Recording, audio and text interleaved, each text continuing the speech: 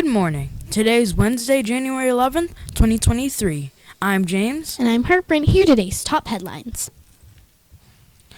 Researchers crashed a party, complete with hats, deep under the ocean. It sounds like something out of SpongeBob, but it really happened. Today is National Thank You Day. Is there anyone you can thank today? But now to Vera with today's lunch menu.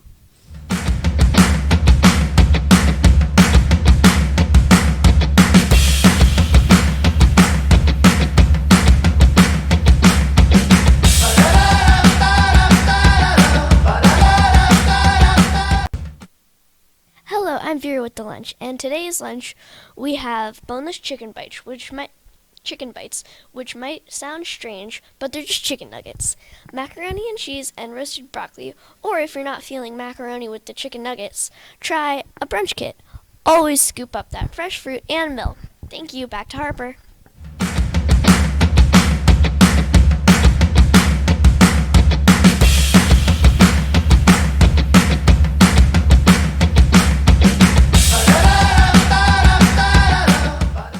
Thank you, Vera. Across the country, people are making an extra effort to say thank you to the people in their life who deserve some gratitude. Gratitude is the quality of being thankful and being able to show the thank. The word thank is believed to have originated between c. 40 and c. 1100. The Old English noun meant thought. Over time, its meaning changed and became favorable thought or feeling goodwill. And evolved further into kindly thought or feeling entertained towards anyone for favor or services by the Middle Ages. But that's just a long way of saying that you appreciate something or someone. Is there someone at school you can say thank you to? It might be your teacher, or it might be someone in the cafeteria who's been very helpful. Maybe it's a friend in class who has been really kind or generous. There are lots of ways to say thank you. You could draw a picture or make a card, or you can just say thank you. Be sure to tell them what you're thankful for. Be specific. You might say thank you for helping me eat a healthy lunch, or thank you for holding the door for me. You can also say thank you in other languages. You can say merci in French, or danke in German, or gracias in Spanish, or spasiba in Russian, or shukran in Arabic, asante in Swahili, or mahalo in Hawaiian. Any way you say it, try to say thank you today. Researchers stumbled uninvited onto a strange party on the seafloor, video shows. But even more unusual, there appeared to be a strict dress code to attend. Scientists were driving a remote-operated vehicle underwater near the U.S. Virgin Islands when the light revealed a huge crowd of sea urchins gathered in the dark roughly 1,350 feet below the surface. The crazy thing? They are all wearing hats made of debris on the top of their dome-like bodies. The sea urchins were Canolalampas, sea urchins who typically prefer much deeper water than where they were spotted. While they have been known to collect things before, the hats they wore were a new discovery. Also interesting was the pattern left on the seafloor. It looked like they were dancing. Let's watch. Yeah, I mean, it's interesting because from all the Canolampus that we've seen so far, it does appear that a lot of the debris is in the same place. And, you know, and it kind of... It really is. It kind of varies, doesn't it? But it's always in the same place, and they all have one. It's not just incidental on the surface. Yeah. Right. Well, I mean, really it's weird, right but it's not. Yeah, I mean, it's not random. It's. Yeah. See, there's one, and I bet that the others all have a similar kind of little, like a little hat of debris. Yeah. See, there's another one. Yeah, that's really cool. So they must find a way to really position all of that debris right at the top of their body and just keep it there. Yeah. It's like gelling your hair into a mohawk.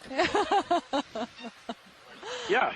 I mean, it's like some Victorian hat party, you know? I mean, they're just like all of these you know, bow-shaped sea urchins, and they're walking around the bottom of the seafloor with these little debris, you know, sargassum hats.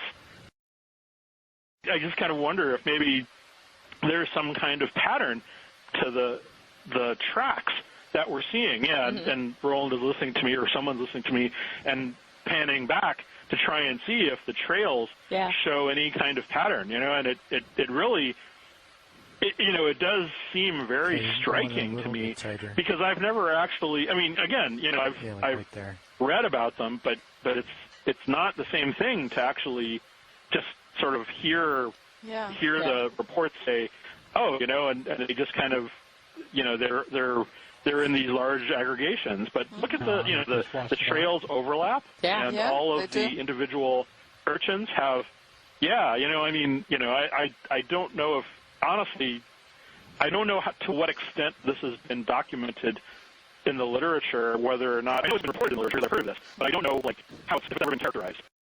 Yeah, I mean, it's interesting because from all the colonists that we've seen so far, it does appear that a lot of the debris is in the same place, and,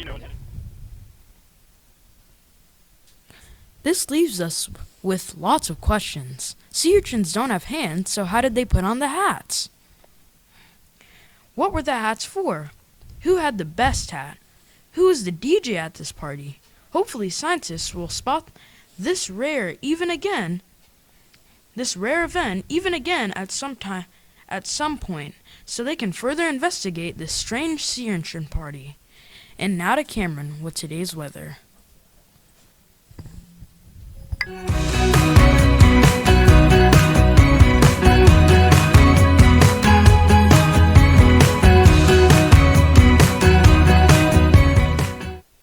Thank you, James. And today is January 11th, 2023. Today's great-looking weather will soon be overcome by a cold front this Saturday. Never mind that.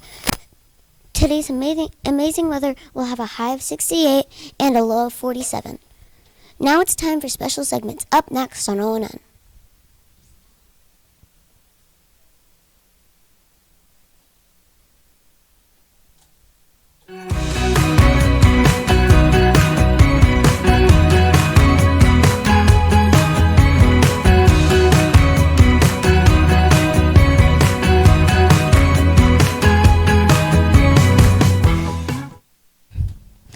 Today in history, on this day,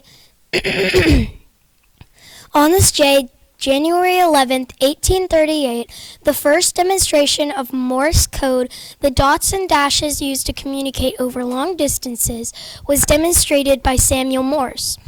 On January 11th, 1935, almost 100 years later, Amelia Earhart, one of the world's most celebrated aviators, that's a pilot, made the first successful flight by herself from Hawaii to California. That's a really far distance, and at the time, nobody had traveled so far in an airplane by themselves.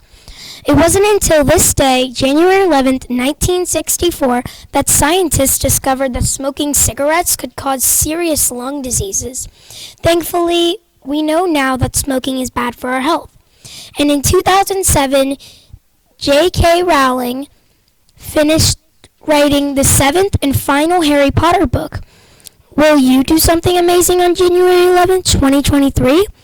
Maybe someday ONN will be reporting on your amazing milestone.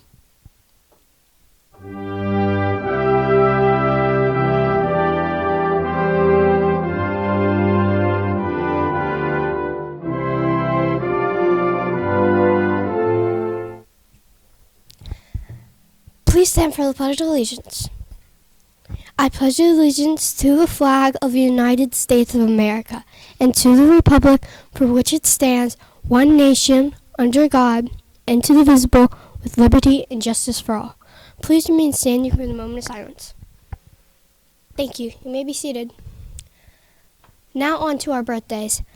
Today is Sophia Browserman's birthday. And to A, make sure you tell her thank you. Did you know today is Alexander Hamilton's birthday? Alexander Hamilton helped create the U.S. Treasury, the part of our government handles money. You might know about him if your parents are fans of the popular Broadway musical Hamilton.